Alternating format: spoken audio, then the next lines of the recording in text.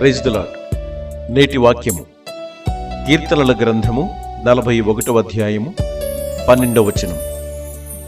నా యథార్థతను బట్టి నీవు నన్ను ఉద్ధరించుచున్నావు, నీ సన్నిధిని నిత్యము నన్ను నిలువబెట్టుదువు.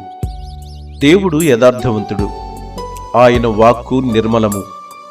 తన శరణుజొచ్చు వారికందరికీ ఆయన కేడెము. ఆయన సత్యమును ప్రేమించువాడు. ఎవరైతే ఆయన ఆజ్ఞలను ప్రేమించి అనుసరించి జీవిస్తారో అట్టివారు తప్పకుండా యథార్థమైన మార్గములో నడిచిన వారిగా దేవుని దృష్టిలో పరిగణించబడతారు. బైబిల్ గ్రంథములో అనేక మంది భక్తులు దేవుని దృష్టికి అనుకూలమైనది చేసి యథార్థమైన మార్గములో నడిచి ఆయన కృపకు పాత్రులుగా ఎంచబడ్డారు. అలా దేవుని చేత ఉద్ధరించబడిన వారు తన సన్నిధిలో నిత్యము నిలిచినట్లుగా ఎన్నో శ్రేష్టమైన అవకాశాలను తండ్రి అయిన దేవుడు కల్పిస్తాడు. అందుకే భక్తుడు చెబుతాడు, ఆయన సన్నిధిలో ఒక్క దినము గడుపుట 1000 దినముల కంటే శ్రేష్టము అని.